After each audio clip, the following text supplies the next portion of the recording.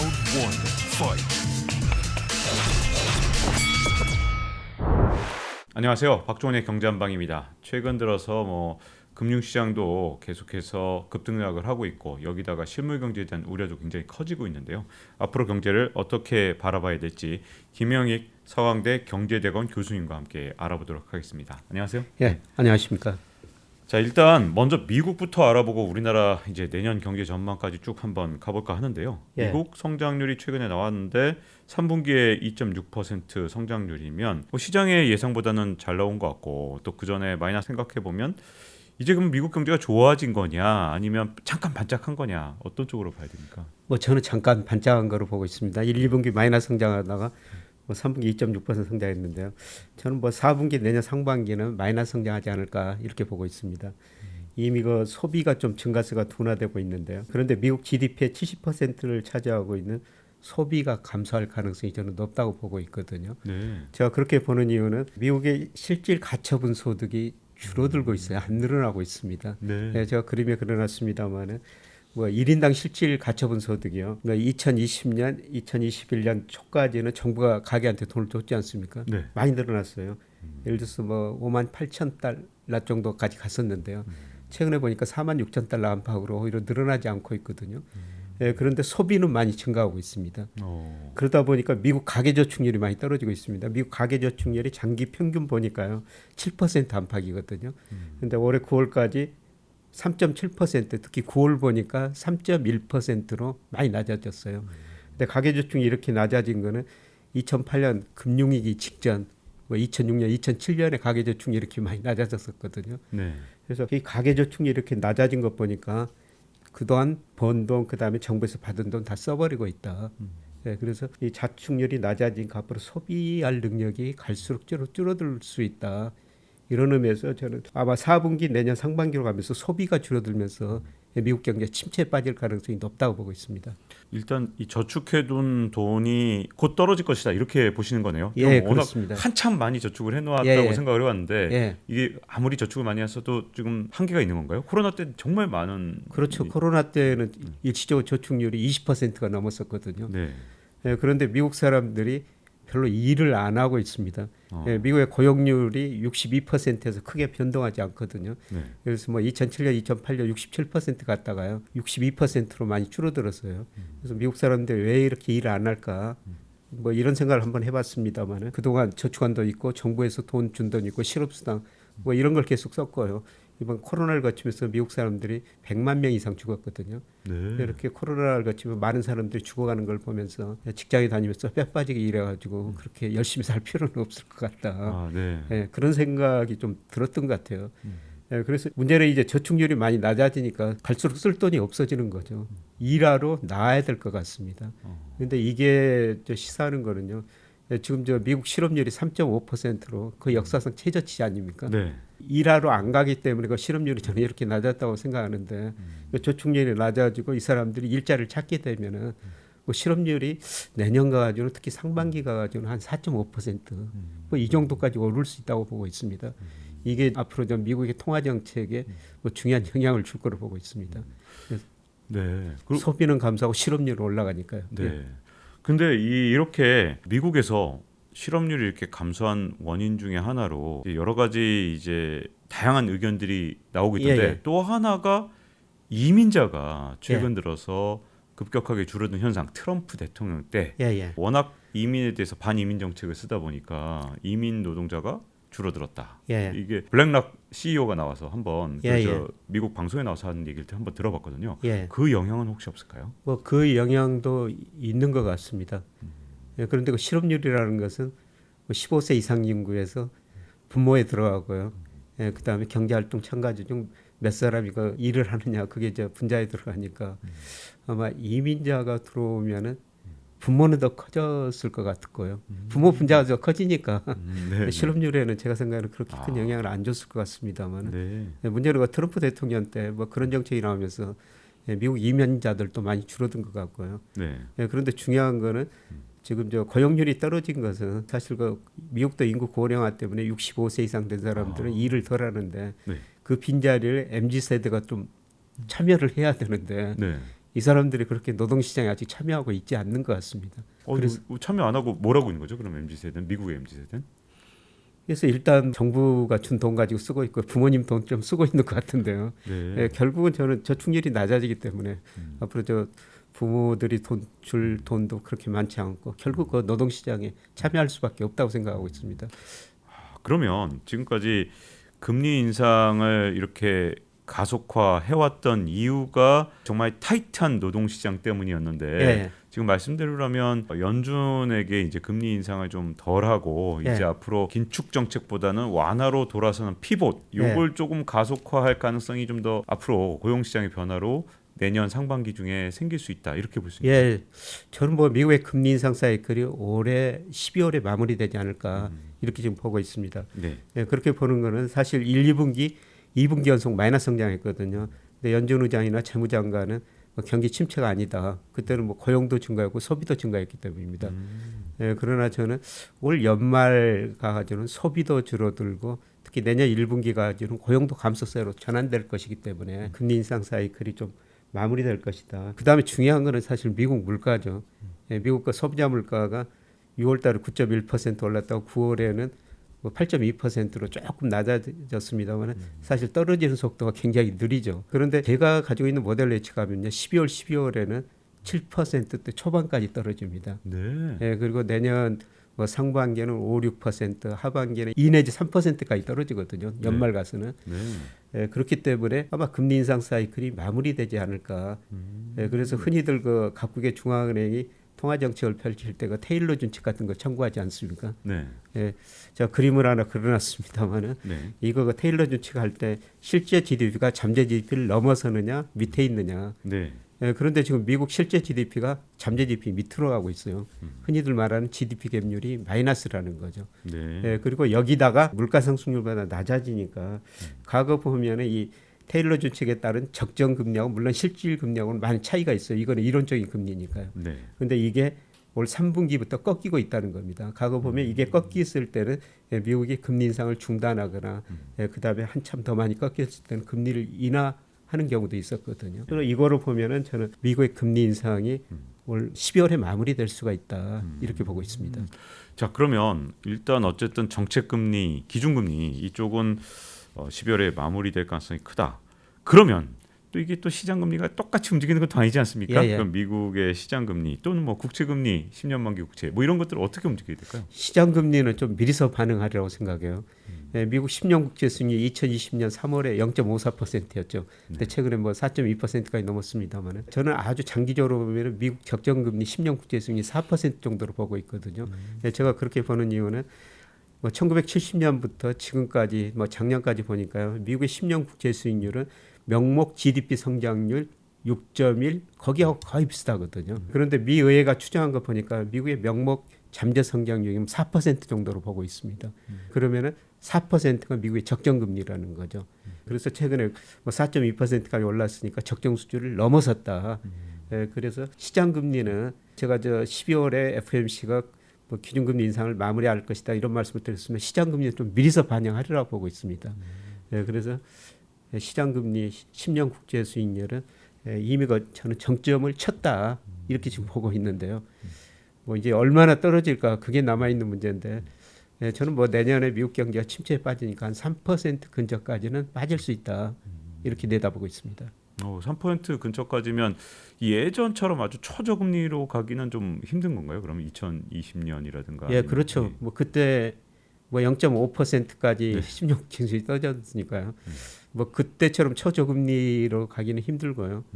뭐 지금 고금리, 초저금리 그러는데 아마 중금리 시대 뭐 조금 그런 식으로 표현하는 게 적절하지 않을까 생각합니다. 혹시 이제 최근 들어서 보니까 미국 국채 시장에서 수요가 좀 안정적이지 않는지 옐런 재무부 장관이 뭐 국채 시장에 대해서도 한마디 했고 또 일본이 미국 국채 파는 거 아니냐 이런 얘기도 좀 있고 그래서 이것 때문에 시장 금리가 일시적으로 좀 더 오를 수도 있는 거 아니냐라는 의견도 반대편에서 또 있더라고요. 예, 예. 네. 아마 수요 측면만 보면요. 네. 뭐 금리가 더 오를 요인이 많을 것 같습니다. 말씀하신 것처럼 일본도 지금 엔화가 지나치게 약세 때문에 미 국채를 좀 팔 수밖에 없고요. 예, 그리고 중국이 계속 줄이고 있더라고요. 네. 중국이 2013년 그 무렵에는 한 1조 3천억 달러 정도 가지고 있어요. 근데 올 그 8월 통계 보니까 한 9,700억 달러로 많이 줄이고 있습니다. 그리고 연준이 그동안 저 국채를 많이 샀지 않습니까? 그래서 양쪽 축소로 돌아서니까 연준도 국채를 살 수가 없는 것이죠. 네. 그래서 이런 걸 보면은 미 국제 수요 공급 측면에서 보면 오를 수가 있는데요. 근데 금리를 결정하는 펀더멘탈이 저는 경제 성장률하고 물가다.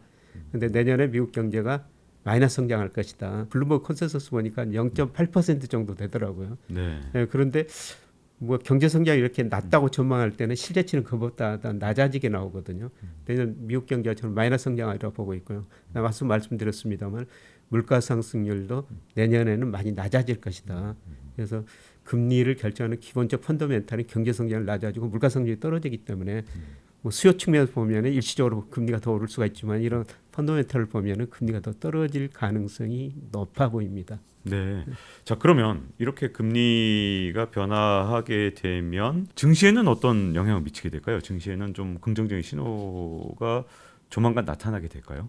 예, 금리가 떨어지고 물가가 떨어지면은 사실 그동안 금리 오른다 해가지고 주가가 많이 떨어졌는데요. 이거 금리가 떨어지고 더 이상 금리 안 오른다. 이거는 좀 긍정적인 신호라고 보고 있습니다. 예, 그런데 문제는 경기 침체라는 거죠. 우리가 그 자산가를 결정하는 가장 중요한 요소가 경기하고 기업 수익 아닙니까? 근데 내년에 경기 침체에 빠지면서 저는 지금 애널리스트들의 기업 수익 전망치를 계속 낮추고 있는데요. 더 많이 낮춰야 된다고 보고 있습니다. 네, 그래서 앞으로 금리보다는 주식시장의 경기 기업 수익이 더 중요하다. 네, 그런데 이것들 충격이 한 번은 남아있을 것이다. 이렇게 지금 보고 있습니다.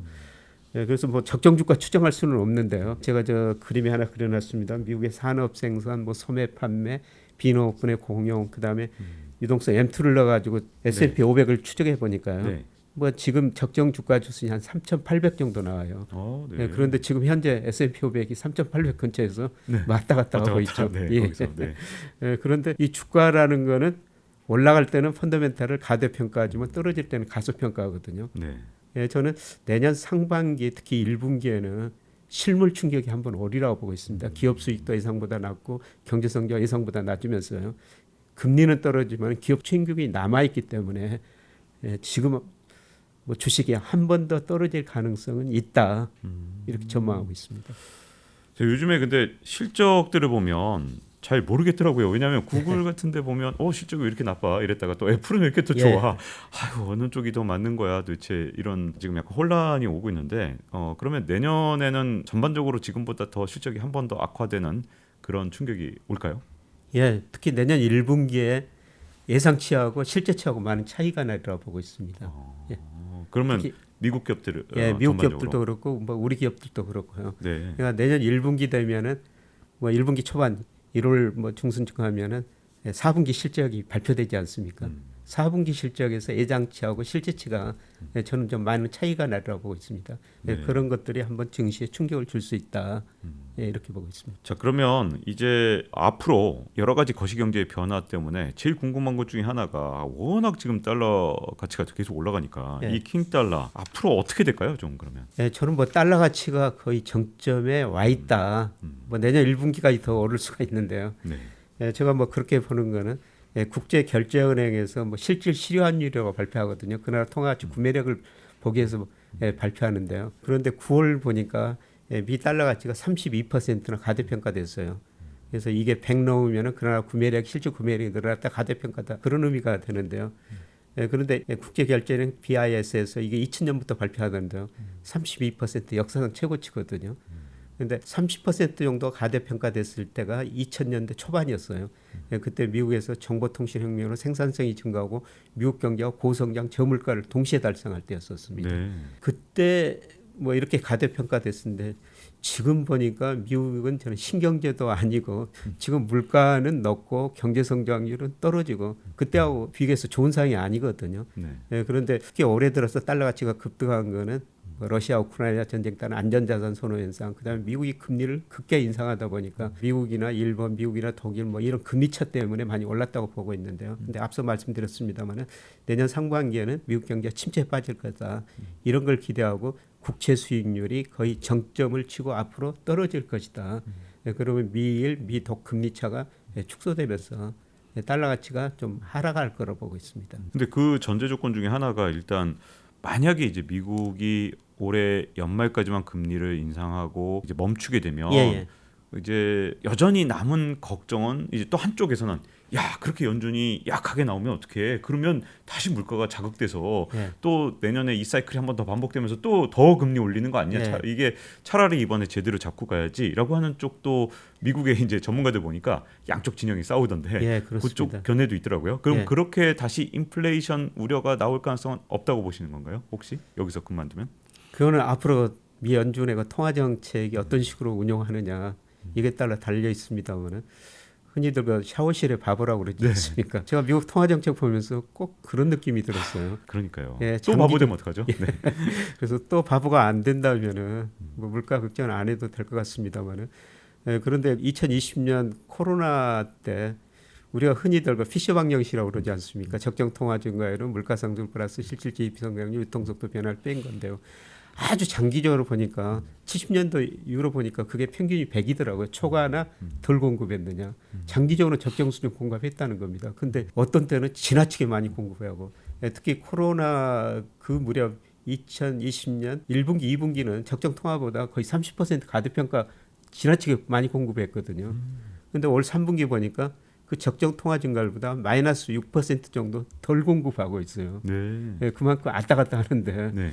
이것들이 좀 물가 안정에 영향을 줄 텐데 혹시라도 또 내년 경기가 침체에 빠지면은 또 이게 급격하게 통화 공급을 늘려버리면은 물가 잡을 수가 없죠. 네. 예, 그래서 연준이 어떻게 판단하느냐 이게 따라 다릅니다만은 이번에 뭐 큰 실수를 했죠 사실. 그러니까요. 네. 예, 그렇기 때문에 좀 공부를 했을 거라고 생각하고 있고요. 공부했겠죠. 예. 연준이 공부를 해야 되는 상황이라니 좀 너무 안타까운 것 같은데요. 세계 경제에 어떻게 보면 사령탑인데 그렇죠. 좀 잘해줬으면 예. 좋겠다는 생각이 들고, 자 이제 미국 얘기를 좀 여기서 마무리하고 이제 한국 얘기로 좀 넘어가자면 예. 미국이 경기 침체가 온다. 예. 그러면 우리나라는 그때 항상 이런 얘기 하잖아요.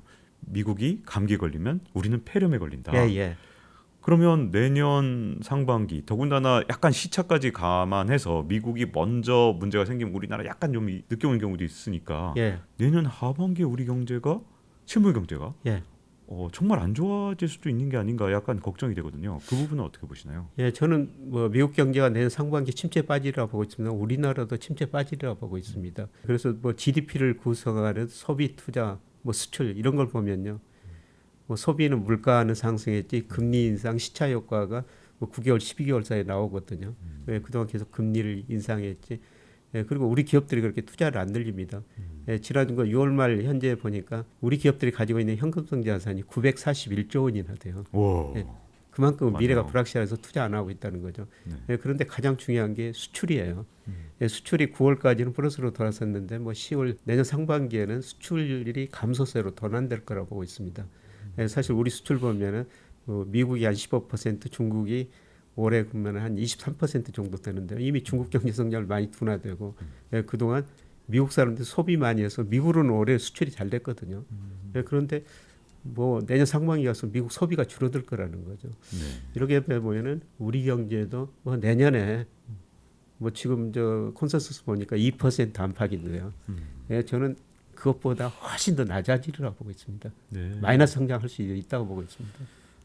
그러면 이제 걱정은 김영익 교수님이 이제 저희 경제한방에서 정말 인상 깊었던 얘기 중에 하나가 사실 우리나라 한국 증시는 일평균 수출 금액하고 정말 코스피하고 거의 비슷하게 움직이는 예. 거 많이 보여주셨잖아요, 저희 예. 그래프로. 근데 예. 그렇게 되면 이제 우리나라 수출도 안 좋아질 거라면 한국 증시가 대체 언제 바닥이고 어디까지가 바닥인지가 약간 우려되는데 지금 당장은 좀 주가가 좋단 말이죠. 예. 근데 이제 실물 충격이라는 게 이제 오게 되면 혹시 주가가 또 조정을 받게 되는 건지 이것도 궁금해지고요. 무슨 뭐 일평균 수출하고 코스피하고 상관계수가 0.86이라 되니까 굉장히 높죠.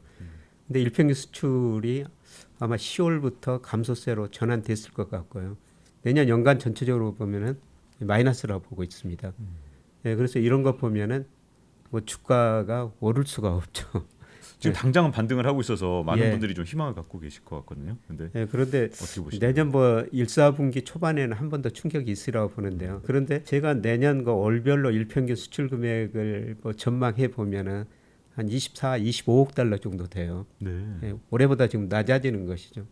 예, 그런데 코스피는 거기에 비해서 지금 저평가돼 있거든요. 예, 수출이 그렇게 낮아지더라도 지금 코스피가 미리서 많이 반영한 거죠. 그래서 일평균 수출 24, 25억 달러 가정하면은 뭐 코스피 적정 수준이 한 2,600 정도는 나와요. 예, 그런데 최근에 2,150까지 떨어졌으니까 이런 측면에서 보면은 예, 우리 주가 지수가 미리서 수출이 감소할 거를 상당 부분 반영했지 않느냐. 네. 그래서 여기서 뭐 내년 상반기에 실물 충격이 오면서 한 번 더 떨어질 수는 있는데요. 예, 저는 이미 주가가 저평가 영역에 들어섰기 때문에 예, 코스피는 그렇게 많이는 떨어지지 않으리라고 보고 있습니다. 네. 자, 그리고 이제 가장 아마 개인 투자자들 걱정하시는 것 그리고 또 어떻게 대비해야 되나 이런 염려를 좀 하실 텐데요. 이 다가올 변동성이 아직도 남아 있다면 어떻게 대비하는 게 지금 이 시점에서 가장 좋을까요? 당장 시점에서는 저 은행 예금 들어야 되죠. 아, 지금 은행 금리가 사내지 5% 주더라고요. 금리 굉장히 높아졌더라고요, 예. 진짜. 저도 그동안 은행 금리 쳐다보지도 않다가 제가 그 거래하는 은행에서 5년짜리를 4.5% 주더라고요. 예, 그래서 정말 오랜만에 은행에 예금 하나 들어놨습니다. 아, 네. 우리나라 주식 기대 수익률이 제가 보기에는 한 5% 정도 되거든요. 예, 그런데 은행이 그 정도 뭐 준다고 그러니까 예금을 가입해야 되죠. 저는 우리 가계 자산 중에서 채권 비중이 2%밖에 안 되는데요. 뭐 2%는 좀 낮다고 생각하고 예, 내년에는 아까 미국 채권 수익률 떨어진다. 우리도 떨어질 가능성이 높습니다. 특히 우리 채권 수익률은 제가 보기에는 지금 가대평가돼 있거든요. 10년 국제수준 4% 넘는데 장기적 적정 수준 구하면 한 3% 정도 나와요. 그래서 이런 시기에는 채권 투자 좀 늘려야 된다. 이런 말씀을 드리고 싶고요. 그다음에 주가도 뭐 저평가돼 있기 때문에 우리 가계 자산에서 주식 비중이 작년 4분기에 23%였거든요. 근데 올 2분기 보니까 21.7%로 줄어들었더라고요. 주가가 저평가 영역에 들어섰기 때문에 내년 그 1분기 초반까지는 주식도 어느 정도 나눠서 사시는 게 좋지 않을까. 그러니까 우리가 코스피 3000 시대 때 적극적으로 주식시장에 참여했지 않습니까? 그때는 그 주가가 가대평가된 영역이었었어요. 예, 그래서 제가 주식 비중을 좀 줄이는 게 좋을 것 같습니다. 말씀드렸습니다만, 예, 지금 주식 비중이 줄어들었으니까 저평가됐으니까 좀 늘려도 될 것 같습니다. 그래서 당장 한다면은 은행 예금이고요. 예, 그 다음에 채권이고 내년 1분기까지는 주식도 조금씩 늘려가시는 게 괜찮을 것 같습니다. 네. 자, 이렇게 김영익 서강대 경제대학원 교수님과 함께 미국 그리고 한국의 경제 전망 그리고 주식 전망까지 알아봤습니다. 자, 다음 시간에 뵙도록 하겠습니다. 감사합니다. 고맙습니다. Round one, fight.